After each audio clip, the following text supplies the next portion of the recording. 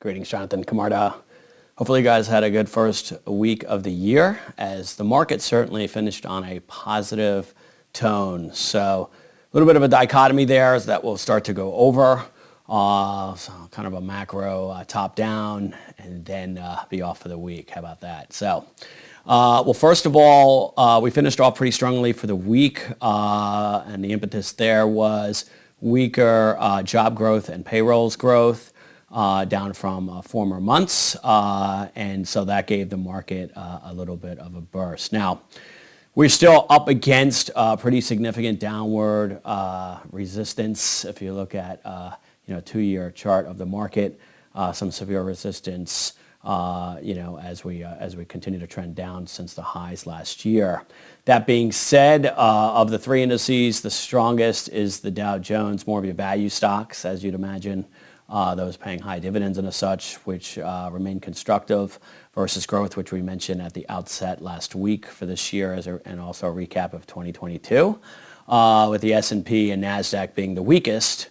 Now, that being said, last week there was a little bit of a baton handoff as the more defensive sectors that have been doing well, like your utilities and your consumer staples, underperformed some of the more aggressive risk assets. So when we talk about the significance of the first week of January, it's pretty significant a lot of times for the year, what they call the January barometer. Unfortunately, you don't really have a read on that until the end of January. Now, the good news is the Santa Claus rally that we had, I think it was like 0.8%. Not much, lower than most, but still was positive, and that ended last week. So many don't know that actually goes into the first few days of January from the last week there in December. So that was positive.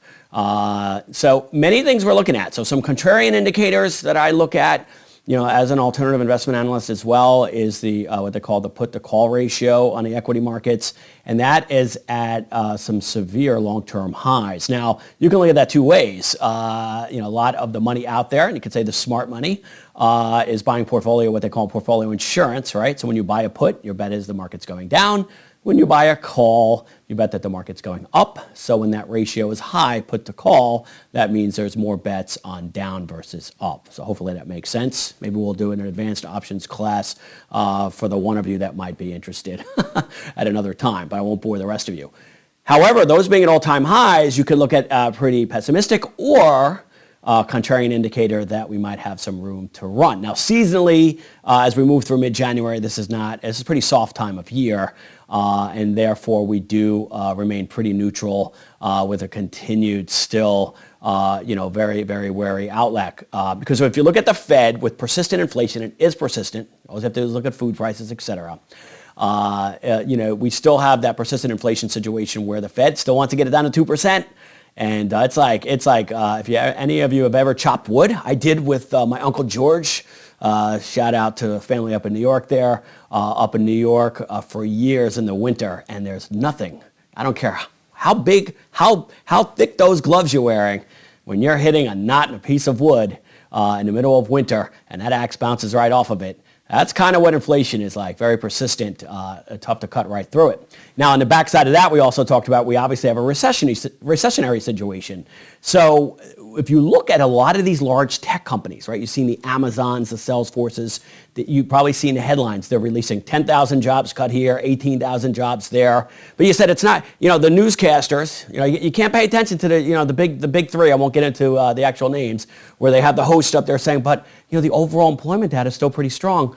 What they're missing, however, like old Wayne Gretzky says, or said, you have to skate to where the puck's going to be, not to where it is, right? And so these job layoffs with these large tech companies, they can't lay them all off. They can't lay 200,000 off at one time, right? So they start to let 10,000, 18,000. It is a leading indicator of what's to come. And you have to think that these large tech companies have very smart people, certainly smarter than the people you see on TV, that are making calibrations that we need to start to let a little air out of the tires because it's going to get a little rough. So that's the recessionary front that you're looking at. With that being said, strategy-wise, on fixed income, after a ugly 2022, fixed income is a lot more attractive. Now, in your active capital preservation strategies, you may have seen that we are participating in the 20-year Treasury, your intermediate, treasuries as far as shorter duration in that, and then some corporates. and we're up nicely on all of those due to, again, rates coming down. Again, good pre-recessionary playbook there in confluence with the cash rates that we discussed last time on that last telecast. So where are we? Well, we are pretty much a market neutral with a wary, downside bias. However, depending on the strategy you're in, you'll again see a confluence of different movements. So in other words, on some of the more, seasonal ETF strategies, you'll be pretty defensive when you look at your accounts. And then on some of the more proactive equity strategies like Global Macro and Velocity Raptor, you will see individual equity and sector plays there, both to the long and short side. And then, of course, in your opportunistic growth and income, that keeps chugging along with value stocks, many of them doing very well. Last year, certainly energy was certainly conducive to upside. And then, of course, when that rebalances this year as well, you will see the reconfiguration. Again, if you have any questions that are specifically pertaining to your situation outside of the models that need to be taken into account in your overall risk appetite, certainly discuss that with your personal wealth advisors. Other than that, that's all I have for this time. Again, Jonathan Camarda, your humble CIO, signing off. And until next time, stay frosty.